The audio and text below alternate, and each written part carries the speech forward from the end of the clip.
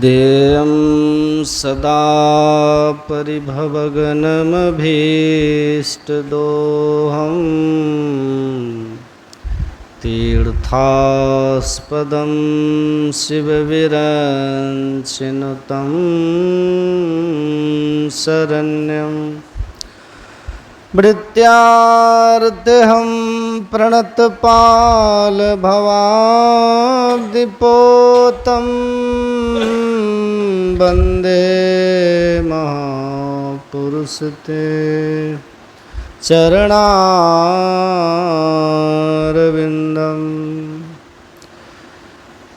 अखण्डानन्दबोधाय शिष्यसन्तापहारिणे सच्चिदानन्दरूपाय रामाय गुरुवे नमः।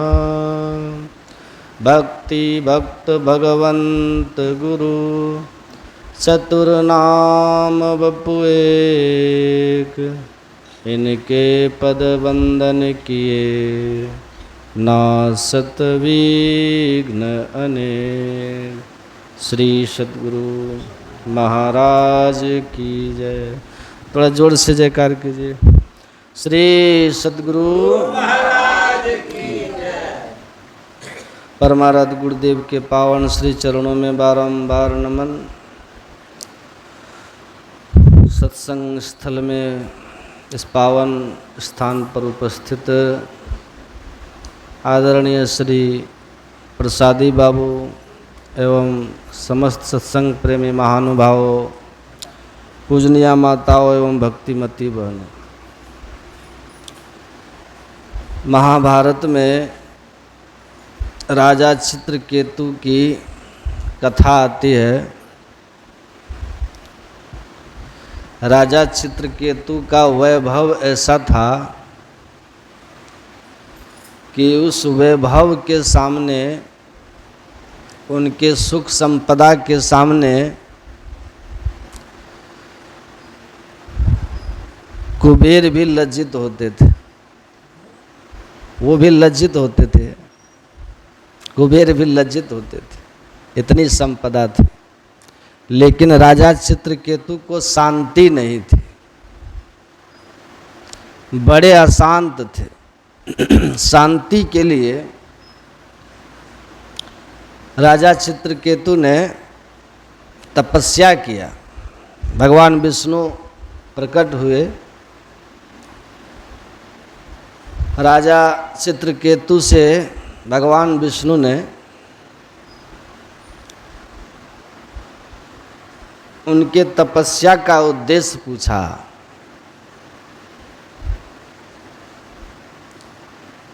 तब राजा चित्रकेतु ने भगवान विष्णु से कहा कि भगवान, मुझे शांति चाहिए। क्या चाहिए? शांति चाहिए। मैं देखता हूँ शांतिमय सुख के लिए रात दिन नर नारी परिश्रम करते हैं, लेकिन परिणाम में वे नर नारी दुखी ही मिलते। सुखाय दुख मोक्षाय कुर्वाते दंपति क्रिया ततो निवृत्ति प्राप्तिर दुखश्च सुखश्च। रात दिन शांतिमय स्थिर शाश्वत सुख पाने के लिए नर नारी स्त्री पुरुष रात दिन प्रयत्न कर रहे। उनका हर क्रिया, उनके हर कर्म दुख से मुक्ति पाने का प्रयत्न होता है।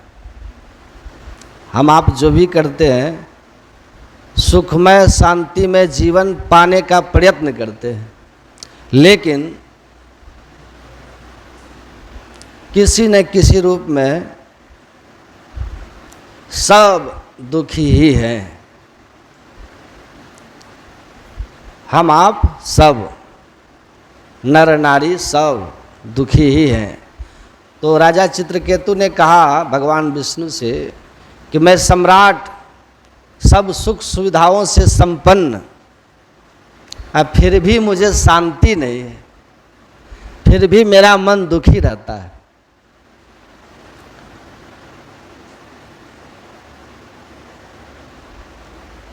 तो मैं जानना चाहता हूँ भगवान कि आखिर शांतिमय शाश्वत सुख कहाँ है? क्योंकि जैसा मैं हूँ, जिन सुख सुविधाओं, पावर, प्रतिष्ठा मुझे प्राप्त है, ऐसी स्थिति इस धराधाम पर अभी किसी को प्राप्त नहीं है। राजा चित्रकेतु कह रहे हैं भगवान विष्णु से, और हमारे जैसा बनने के लिए दूसरे प्रयत्न कर रहे हैं। अब मैं स्वयं दुखी हूँ। पिंगला नाम की एक गणिका वेश्या की कथा भी भागवत में ही है। वो अपने देह व्यापार से उसने अखूट धन जमा किया, बहुत संपत्ति जमा किया। पिंगला ने अति सुंदरी है, अब बहुत संपत्ति जमा कर लेती है। ये कथा भागवत में है, दत्तात्रेय के प्रसंग में। एक दिन उसके पास कोई ग्राहक नहीं आया है, धनवान पुरुष नहीं आया, तो उदास होकर के बाहर पिंगला अपने कोठे के बैठी हुई है और इंतजार कर रही है। तभी संत दत्तात्रेय जी महाराज उसी रास्ते से गुजरते और उसकी नज़र दत्तात्रेय जी महाराज पर पड़ती है। उस गणिका की भस्म भूत शरीर में लिपटा हुआ है, ललाट पर चमक है। पिंगला ने देखी, उन मानो उसके शरीर के रोम रोम से निःसृत हो रही हो शांति, आनंद निःसृत हो रहा हो। दत्तात्रेय के देखते ही पिंगला की मति बदल जाती है, उसके मनोभाव बदल जाते हैं पिंगला के। देखिए, संत का दर्शन जब होता है ना, पूज्यपाद महर्षि संत सेवी परमहंस जी महाराज कहते थे, बसंत का आगमन जब होता है तो प्रकृति समर जाती है, हरा भरा फूल हो जाता है ना, एकदम प्रकृति समर जाती है। और जब संत का आगमन होता है तो संस्कृति समर जाती है, बुद्धि विचार समर जाते। तो संत दरस जिमि पातक टरई, पाप वृत्ति उसकी हट जाती है, पाप वृत्ति हट जाती है संत दत्तात्रेय के दर्शन से। कटिहार है ना, कटिहार में पहले बड़ा वेश्यालय था। परमाराध सदगुरु महर्षि में ही परमहंस जी महाराज प्रवचन की आवाज़ सुन करके वहाँ की जो कोठे की मालकिन थी, उसने उस कोठे को छोड़ करके और गुरु महाराज जी के शरण में आकर के दीक्षा लेकर हमेशा के लिए सुधर गई थी। गुरु महाराज से उन्होंने कहा कि मैं क्या करूं, यहाँ रहूं? तो गुरु महाराज जी ने कहा, तुम्हारे पास पैसे हैं, तुम कहीं दूसरी जगह जहाँ अगर तुम्हारे लिए व्यवस्था है तो जाके आराम से रहो। यहाँ हो सकता है लोग तुम पर अनेक तरह के व्यंग करें, क्योंकि संसार है ना। आप जब गलत राह पे चल रहे हैं तब भी आप पर कमेंट मारेंगे, और जब सही राह पकड़ोगे तो फिर प्रारंभ में 70 चूहे खा के बिल्ली चली हज को, अनेक तरह की कहानियाँ कहेंगे आपके लिए। संसार है ना। ये बिगड़े हो तो निंदा करेगा, सुधरने लगोगे तो भी आपका पीछा नहीं छोड़ेगा, है ना। लेकिन जो समझदार हैं उनको पता है जग भौंकन है तो भौंकन दे। जो समझदार है उनको पता अपना रास्ता सही रखो। ये भौंकते रहेंगे, चोर चमार चंडाल कहो, कोई कहे हरि भक्त है भाई, कोई कहे ये तो नारी लुभानो, कोई कहे माया रति आई, निंदा करा तस निंदा कराई, अस्तुति को न मनावन जाई, जो हम हैं हरि जानत हैं, अब रेण दिवस उनके गुण गाई। वो तो अपने भजन में मगन रहेंगे। भौंकन दे, अपना रास्ता सही रखो, बस ये भौंकते रहेंगे। रविंद्रनाथ टैगोर को जब गीतांजलि प्रणोबल पुरस्कार मिला तो उससे कुछ पत्रकारों ने पूछा कि आपके रचनाओं की आलोचना तो पहले बहुत होती होगी, कहाँ होती थी, पर मैं उन आलोचनाओं की ओर नहीं ध्यान देकर अपनी रचनाओं पर ध्यान दिया। तो मैं आज यहाँ आ गया हूँ जहाँ अब वो हमारी आलोचना करने की स्थिति में नहीं है, लेकिन उसी चौराहे पर वो आज भी खड़े हुए हैं और किसी और के निंदा कर रहे हैं, किसी और पर कीचड़ उछाल रहे हैं। उनमें कोई परिवर्तन नहीं हुआ और जो उन पर अपना ध्यान लगा दिया उनमें भी कहीं प्रगति नहीं होगी। इसलिए आलोचनाओं की ओर ध्यान न देकर डाइवर्सन से निकल लेना चाहिए। अपनी रचनाओं पर, अपने क्रियात्मक रचनात्मक कर्मों पर ध्यान देना चाहिए। बाद में आप इनसे बहुत आगे हो जाओगे, आपकी ऊंचाई इतनी हो जाएगी ना कि उन बेचारों को आप दिखाई ही नहीं दोगे। तो उनमें उलझना नहीं चाहिए, निकल लो। पिंगला ने देखा, भाव भंगिमा बदल गई उनकी, संत के दर्शन से संत दर्शन हुआ, विचार बदला, चित्त शुद्ध हुआ। मन में आया कि अरे मैं बाहर बैठ करके उनका इंतजार कर रही हूँ जो पैसे वाले हैं, धनवान हैं, मेरे पास तो बहुत धन आ गया है, और ये करोड़पति अरबपति लोग, शहर के सफ़ेद पोश चेहरे, अमीर, अगर इनको धन में शांति मिल गई होती, सुख मिल गया होता, तो वो मेरे पास सुख खोजने क्यों आते हैं। मतलब बिल्कुल साफ है कि धन कितना भी हो जाए शांति नहीं हो सकती है। और ये भाव आया संत के दर्शन से, और उसी समय उसने निश्चय कर लिया पिंगला ने कि आज से पाप कर्म समाप्त, खत्म करती हूँ। जान लिया मैं, ये तो खुद मेरे पास सुख ढूंढने आते हैं, मैं इनसे धन लेके सोचती हूँ कि कुछ धन हो जाए तो मैं सुखी हो जाऊंगी।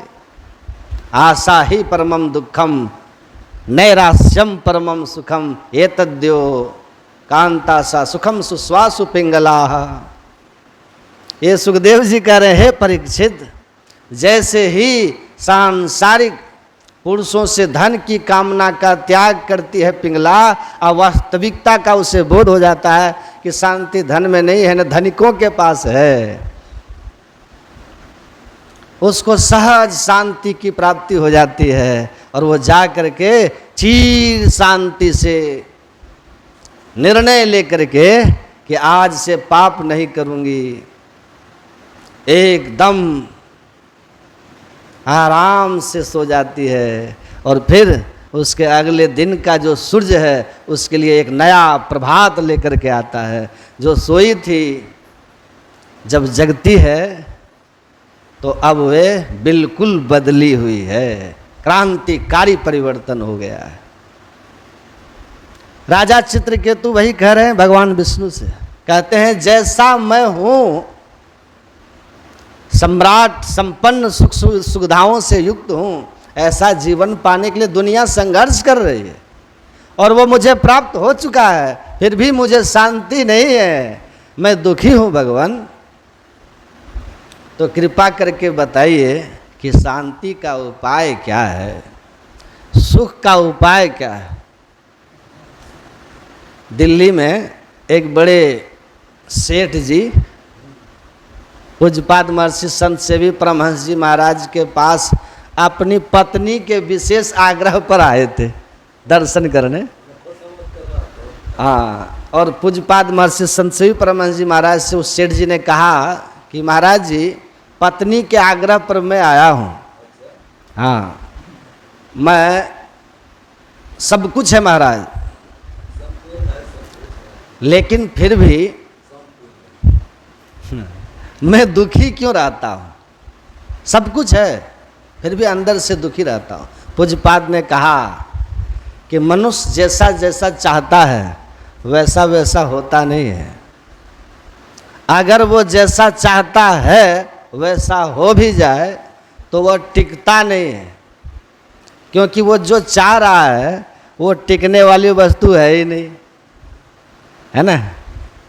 आज जो टिकने वाली वस्तु नहीं है उसको तो छूटना ही है ना। तो आप कैसा सुख चाहते हो? टिकने वाला चाहते हो ना, लेकिन जो सदा रहने वाला है उसमें वो अपना मन लगाता नहीं है। परमात्मा ही टिकने वाला है, बाकी सब अंत में दुखी होता है, अंत में दुखी होता है। तो वो कहते थे कि दीवाल घड़ी जो होती है, आप देखे होंगे दीवाल घड़ी, टिक टिक, हाँ, उस पर उसमें एक पेंडुलम होता है, चलती है ना वो पेंडुलम हिलता रहता है। वही मक्खी दीवाल घड़ी की उस पेंडुलम पे जाके बैठ जाए जो टिक टिक कर रही है, और वो मक्खी सोचे, वो मक्खी चाहे, वो अगर कामना करे कि मैं स्थिर हो जाऊं, शांत हो जाऊं, तो संभव है? क्योंकि वो जिस पर बैठी है मक्खी वो स्वयं में हिल रहा है ना।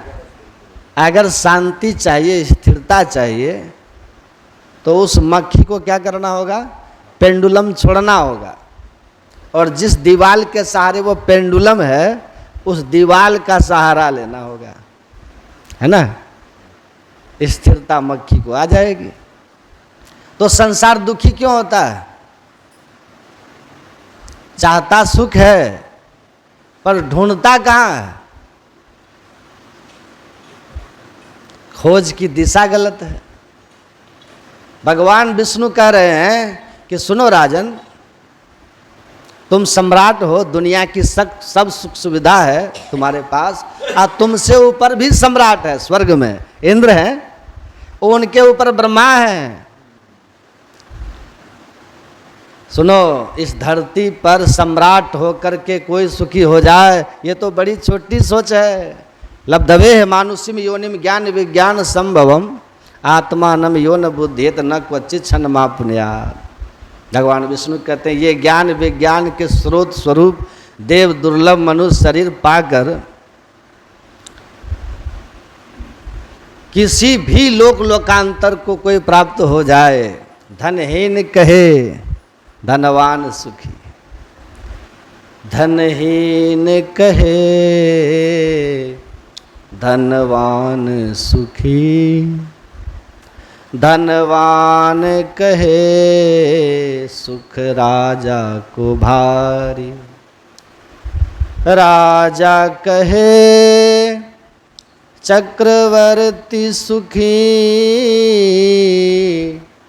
चक्रवर्ती कहे सुख इंद्र को भारी, इंद्र कहे चतुरानन सुखी, चतुरानन कहे सुख विष्णु को भारी। तुलसीदास विचारी कहे हरि भक्ति बिना सब जीव दुखारी।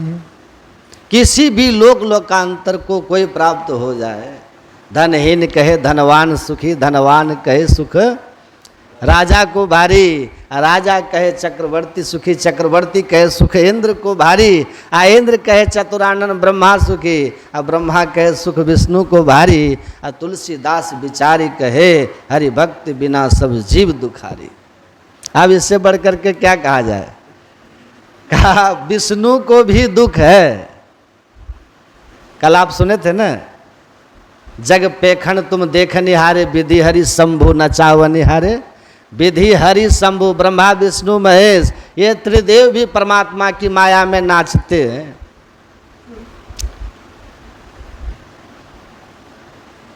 सोचिए, थोड़ा विचार कीजिए, कितना गूढ़ है अध्यात्म का ज्ञान। इसलिए लोग तो भागते हैं इस ज्ञान से। अध्यात्म में संत होते हैं, कर्मकांड में पुरोहित होते हैं। ये सभी धर्मों में होता है, कहीं मुल्ला कहलाते हैं तो कहीं पुरोहित कहलाते हैं तो कहीं पादरी कहलाते हैं। होते सब जगह। उनके पास भीड़ होती है, उनके पास लोग जाते हैं।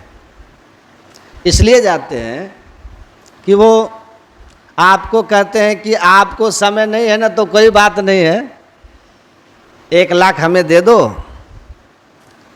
आपके बदले इतना मंत्र पढ़ करके हम हवन कर देंगे, आपका संसार का कुछ काम बना देंगे। आप संसार की चाह रखने वाले होते हैं तो वहाँ चले जाते हैं। आप आओगे हमारे पास, हम एक ही लाइन में काट देंगे।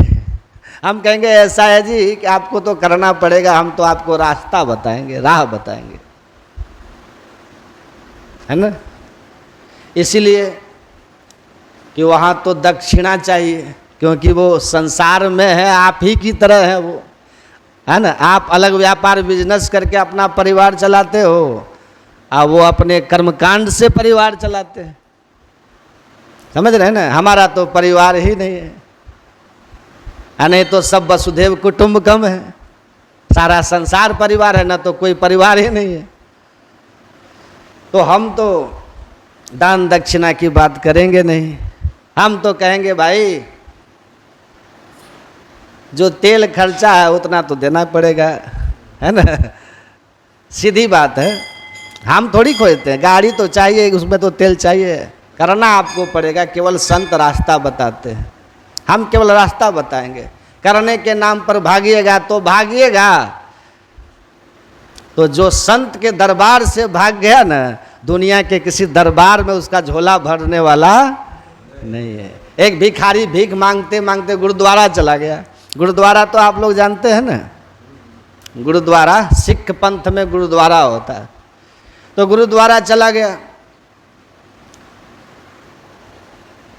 गुरुद्वारे जा कर के वो महंत से झोला फैला करके कुछ मांगा। तो गुरुद्वारे के महंत ने कहा, गुरुद्वारे के महंत ने उस भिखारी से कहा कि भिक्षा मांगनी है ना तो गांव में जाओ, पिंड में जाओ। ये गुरुद्वारा है, यहाँ रोटी मिलेगी, भिक्षा नहीं मिलती। ये झोला जा करके गांव में लोगों के आगे फैलाओ, वहाँ भिक्षा मिलेगी।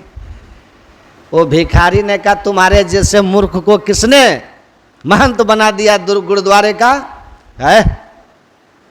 तुम मुझे मूर्ख क्यों कह रहे हो? कह रहे मूर्ख नहीं कहूँ तो और क्या कहूँ? तुम मुझे कह रहे हो जाओ गांव में, वहाँ भिक्षा मांगना। वहाँ तो खुद सब भिखारी बैठे हुए हैं, हैं? खुद भिखारी बैठे हुए हैं।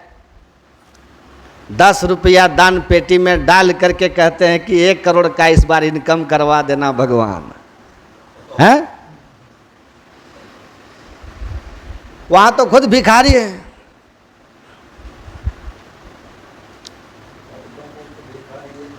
और तुम कह रहे हो वहां जाकर के भिक्षा मांगो। अरे ये गुरुद्वार है, ये संत द्वार है। इस द्वार से अगर किसी का थैला खाली लौट गया तो दुनिया का कोई द्वार उसके थैला को भर नहीं सकता। यही तो थैला भरता है, यही तो असली दाता है, गुरु का द्वार। यहां से निराश चले जाओगे कौन दे देगा? कोई नहीं दे सकता, देवी देवता भी नहीं दे सकता। ऐसी इतनी महिमा संतों की सदगुरुओं की नहीं है। शास्त्रों में ऐसे ही गोविंद से भी बढ़ करके नहीं कहा गुरु को। ऐसे भगवान राम माता सबरी को गुरुपद पंकज सेवा का उपदेश नहीं कर रहे हैं।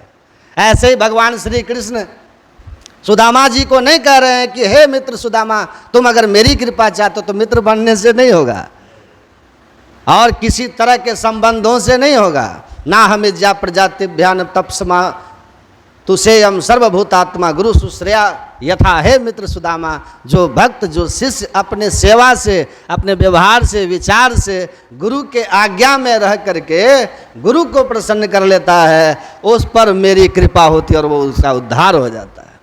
मेरी कृपा पाने का मार्ग गुरु की सेवा है, गुरु का आज्ञा कृपा पाना है। भगवान शंकर से माता पार्वती ने पूछा, ये जीव शरीर में आकर के संसार में दुख भोग रहा है, इससे मुक्ति का मार्ग क्या है? केन मार्गेन भो स्वामी देहि ब्रह्मयो भवेत। ब्रह्म से बिछुड़कर माया मंडल में आकर के शरीर इंद्रियों में फंसकर जन्म मरण के चक्र के साथ साथ दैहिक ताप, दैविक ताप, भौतिक ताप को भोग रहा है, वो कौन सा रास्ता है जिससे ये जीव पुनः उस पीव को प्राप्त करके हमेशा के लिए दुख से छूट जाए? तब भगवान शिव ने क्या कहा था? देहि ब्रह्मवेत यस्मात् तत्र कृपार्थम बदाम्य हम सर्व पाप विमुक्त आत्मा श्री गुरु पद सेवनाथ। हे देवी, एक ही उपाय है, एक ही उपाय है, श्री गुरु पद सेवनाथ। गुरु के पद कमलों की सेवा करके प्रसन्न करो, उनकी कृपा हो जाएगी और गुरु कृपा होते ही आपका कल्याण हो जाएगा। इसलिए कहा बिना गुरु कृपा पाए नहीं जीवन उद्धारा है। गुरु महाराज कहते हैं जीवन का उद्धार नहीं होने वाला, बिना गुरु की कृपा पाए नहीं जीवन उधारा है। फांसी श्रुति आयम फांसी अयन सुधी आपनी नासी भई भव सोग की वासी कठिन जहाँ ते उधारा है। बिना गुरु की कृपा पाए नहीं जीवन उधारा है। परमात्मा की जो विभूति है वो अंतर ज्योति और अंतर्नाद के रूप में हम लोग के अंदर है, उसी विभूति को अपने अंदर में प्राप्त कर लीजिए गुरु की कृपा से, है ना। और 9 प्रकार की भक्ति में दृढ़ होकर के गुरु मतंग की युक्ति से भगवान राम की कृपा से, और वो माता सबड़ी योगाग्नि में देह का त्याग करके कहाँ गई? जहाँ से जीव दुख में संसार में नहीं आता है। ये भक्ति, ये साधना है, सबके लिए सहज है, सरल है। अपने जीवन को सुखमय शांति में बनाना अगर चाहते हैं तो इस भक्ति के पथ को, अध्यात्म के पथ को अपनाइए। संसार का कर्म ईमानदारी से करते रहिए, मेहनत से कीजिए। भक्ति ध्यान भजन में लगने वाले को योग क्षेमम बहाम में हम, भगवान कृष्ण कहते हैं योग क्षेम बहन भगवान करते हैं। आप भक्त बन करके देख लीजिए। हमारे गुरु महाराज कहते थे कि अगर आपको विश्वास नहीं है तो आप सच्चा गुरु भक्त बन के देख लो कि तुम्हारे जीवन में जो ज़रूरत है उसकी पूर्ति होती है कि नहीं, आज जो ज़रूरत है उसकी रक्षा होती है कि नहीं। दोनों होगा, बन के तो देख लो। कहने की बात नहीं है, करने की बात है। प्रत्यक्ष करके देख लो। 2 भाग हाइड्रोजन 1 भाग ऑक्सीजन को मिलाने से जैसे जल बन जाता है ना, वैसे गुरु आज्ञा में रह करके ठीक ठीक भक्ति करोगे तो तुमको अनुभव हो जाएगा कि जुगल धारे मिलती हैं तो प्रकाश होता है, शब्द भी होता है और दृष्टि परमात्मा भी होते हैं, और उसके दर्शन से सारा दुख भी चला जाता है। गृहस्थाश्रम में रह करके बहुत सारे ऋषि महर्षि करते हुए आज तक करते आ रहे हैं और पा रहे हैं। तो करिएगा तो मिलेगा। नानक सतगुरु भेटिया पूरा होवे जुगति, हसन दिया खेलन दिया खानन दिया पहनन दिया बीचे होवे मुक्ति। कहते हैं पूरे सदगुरु मिल जाते हैं ना तो संसार के सब सुख भी मिल जाता है, और उनकी आज्ञा में रह करके ठीक ठीक करोगे तो मुक्ति भी प्राप्त हो जाएगी, ईश्वर दर्शन भी हो जाएगा, कल्याण भी हो जाएगा। तो ये साधना है, यही अध्यात्म है, यही हमारे भारत की मूल ज्ञान है, जिस ज्ञान को लेकर के भारत दुनिया में धर्म गुरु कहलाता है।